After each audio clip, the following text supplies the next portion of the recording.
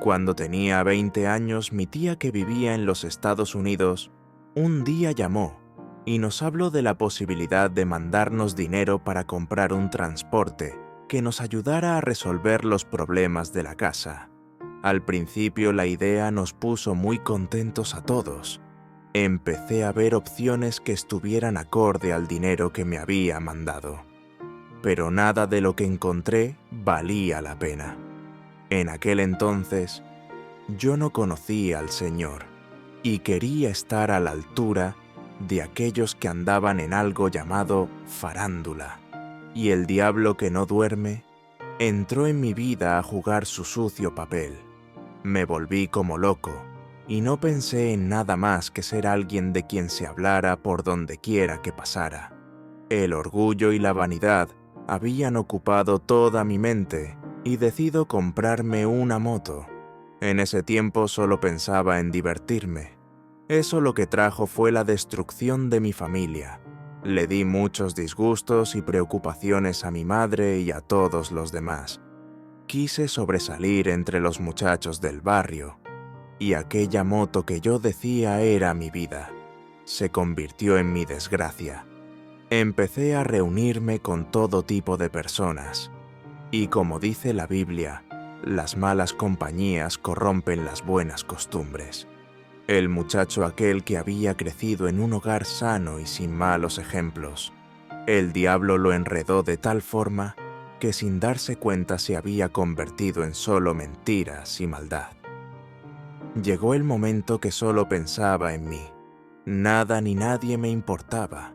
La bebida y las mujeres se convirtieron en un hábito insaciable que al final tampoco me llenaba.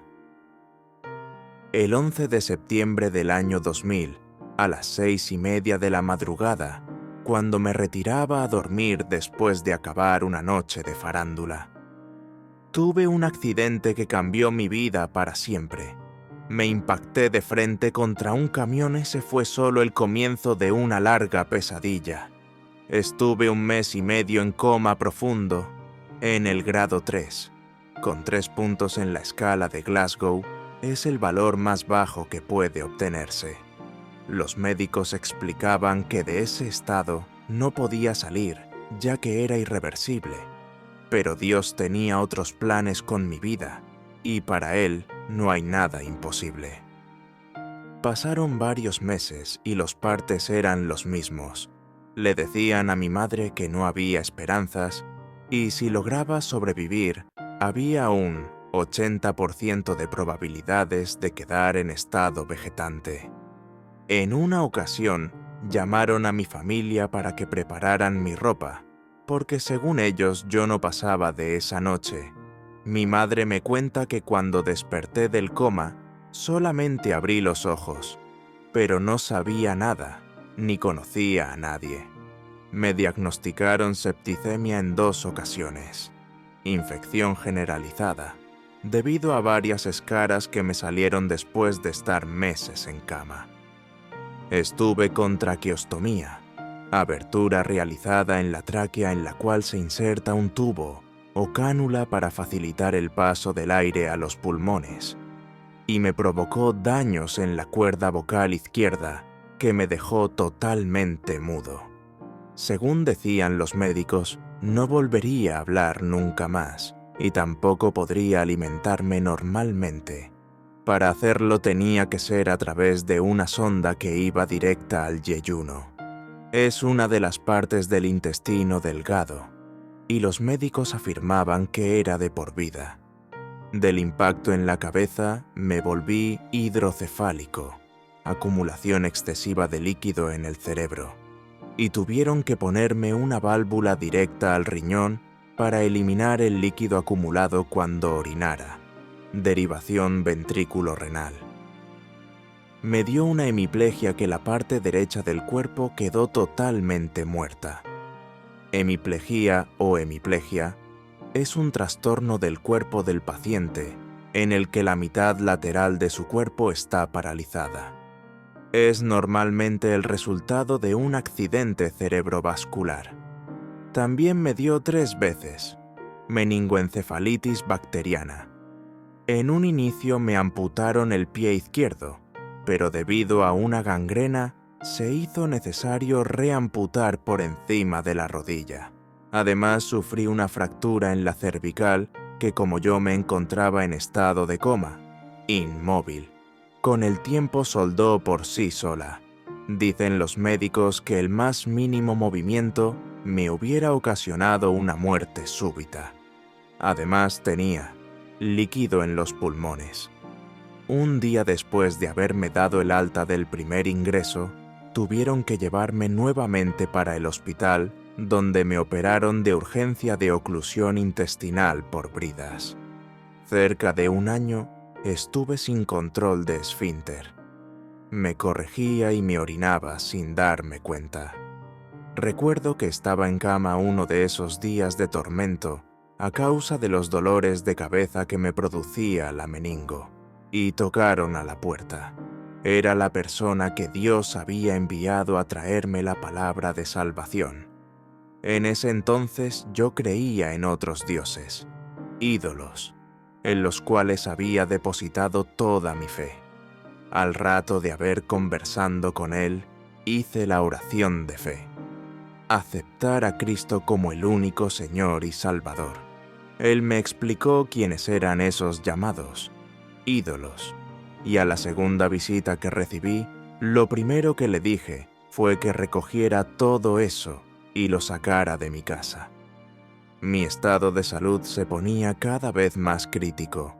La fiebre y los vómitos no cesaban, y cuando me hacían análisis para determinar la causa, la sangre no revelaba nada. Una vecina que estaba al tanto de mi situación le comentó a un médico amigo suyo lo que me sucedía, y él recomendó que me hicieran la punción lumbar para analizar el líquido cefalorraquídeo. Así fue como descubrieron de dónde partía el problema. Al ver que el líquido cefalorraquídeo estaba infectado, determinaron quitarme la válvula para cambiarla, pero se sorprendieron al ver que inexplicablemente el cerebro había buscado otra vía por donde hacer circular el líquido por sí solo. Al retirarme la válvula, dejaron un tramo de la sonda que me colgaba de adentro de la cabeza por si volvía a drenar líquido. Se llama drenaje ventricular, libre o al exterior. En ese momento, el médico le dijo a mi madre que ahora sí, las esperanzas eran mínimas, porque eso era una puerta abierta, y al igual que salía el líquido, también podía entrar una bacteria directa al cerebro, y eso sería fatal. Pero para la gloria de ese Dios de amor, que todo lo puede, y por su gran misericordia, salvé la vida para testimonio de Él. Dice su palabra que es mejor perder un miembro del cuerpo que no ser echado completo al infierno. Tiempo después, volví a hablar para testificar de su gran amor, poder y misericordia.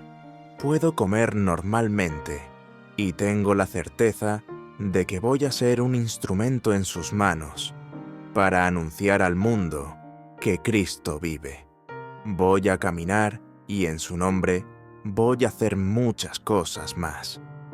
Aunque a algunos le parezca extraño, le doy infinitas gracias al Señor por esta prueba tan grande que sin su ayuda no hubiera podido soportar. Pienso que todo por lo que pasé fue solo un puente para llegar a conocer ese amor tan grande y verdadero que es lo mejor que me ha pasado en toda la vida. Este mensaje es para ti. Quiero que sepas que Jesús te ama infinitamente. Él es real y no mira tu pasado, defectos o virtudes.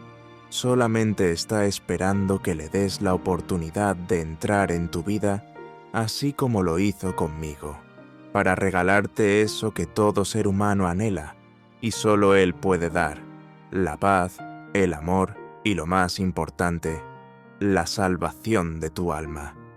Si deseas experimentar un encuentro sobrenatural y tener una vida plena con ese Cristo incomparable, repite en voz alta esta sencilla oración. Señor Jesús, Te confieso mis pecados y creo que tú me has perdonado. Te recibo como mi único Señor y Salvador, y te doy gracias por escucharme y tener misericordia de mi vida. En tu nombre, amén.